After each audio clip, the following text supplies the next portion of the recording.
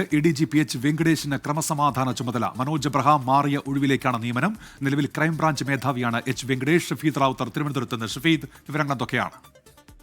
ഉന്മേഷ്, ക്രമസമാധാന ചുമതലയുള്ള മനോജ് എബ്രഹാമിന് DGP-ആയി സ്ഥാനക്കയറ്റം ലഭിക്കുകയും ഫയർഫോഴ്സ് മേധാവിയായി നിയമനം ലഭിക്കുകയും ചെയ്തതോടുകൂടിയാണ് ക്രമസമാധാന ചുമതലയുള്ള ADGP പദവി ഒഴിഞ്ഞത്. ഇക്കാര്യത്തിൽ പലതരത്തിലുള്ള ആലോചനകൾ സർക്കാർ തലത്തിൽ നടന്നിരുന്നു. പ്രത്യേകിച്ച് പുതിയ നമ്മുടെ പോലീസ് മേധാവി വിരമിക്കുന്ന ഒഴിവിലേക്ക് പുതിയ പോലീസ് മേധാവി വരുന്നതിനാൽ അന്നേരം ഒരു അഴിച്ചുപണി എന്തായാലും ഉണ്ടാകും, ഓഗസ്റ്റ് മാസത്തോട് ഉണ്ടാകും. അതുകൊണ്ട് ഇപ്പൊ വീണ്ടും അങ്ങനെ ഒരു അഴിച്ചുപണി വേണോ, അതോ ഈ ക്രമസമാധാന ചുമതലയുള്ള എല്ലാൻഡോ ADGP പദവി DGP തന്നെ നോക്കട്ടെ എന്നൊക്കെയുള്ള ആലോചനകൾ ഉണ്ടായിരുന്നു. എന്നാൽ അത് മുഖ്യമന്ത്രിക്ക് മുൻപിലേക്ക് എത്തിയപ്പോൾ ആ തീരുമാനം മാറി. പകരം ADGP പദവിയിലേക്ക്, എല്ലാൻഡോ ലോ ആൻഡ് ഓർഡർ ADGP പദവിയിലേക്ക് ഒരാൾ വരട്ടെ എന്നുള്ളത് മുഖ്യമന്ത്രി തീരുമാനിക്കുകയായിരുന്നു. അങ്ങനെയാണ് ക്രൈംബ്രാഞ്ച് മേധാവിയായിട്ടുള്ള എച്ച് വെങ്കടേഷിനെ ഇപ്പോൾ ക്രമസമാധാന ചുമതലയുള്ള ADGP-ആയി നിയമിച്ചുകൊണ്ട് സർക്കാർ ഉത്തരവിറക്കിയിട്ടുള്ളത്. നമുക്കറിയാം, മുൻപ് വിവാദമായിട്ടുള്ള MR അജിത് കുമാറുമായി ബന്ധപ്പെട്ട വിവാദം ഉണ്ടാകുമ്പോൾ അദ്ദേഹം ക്രമസമാധാന ചുമതലയുള്ള ADGP ആയിരുന്നു. ഏതായാലും നിലവിൽ ക്രമസമാധാന ചുമതലയുള്ള ADGP-യിലേക്ക് ഒരാൾ ഉണ്ടാകും.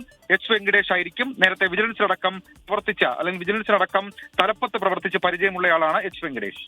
ശരി, ഷഫീദ് റാവുത്തറാണ് വിവരങ്ങൾ നൽകിയത്. ADGP എച്ച് വെങ്കടേഷിന് ക്രമസമാധാന ചുമതല നൽകിയിരിക്കുന്നു. മനോജ് എബ്രഹാം മാറുന്ന ഒഴിവിലേക്കാണ് അദ്ദേഹത്തിന് നിയമനം നൽകിയിരിക്കുന്നത്. നിലവിൽ ക്രൈംബ്രാഞ്ച് മേധാവിയാണ് എച്ച് വെങ്കടേഷ്.